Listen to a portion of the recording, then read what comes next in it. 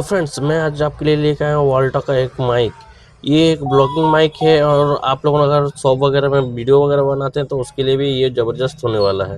तो आप लोगों को इसका क्वालिटी दिखाते हैं फ्रेंड्स, बहुत ही ज़बरदस्त क्वालिटी। और इसको आप अगर ब्लॉगिंग करते हैं तो आप इसको पॉकेट में आराम से लेके ट्रैवल कर सकते हैं।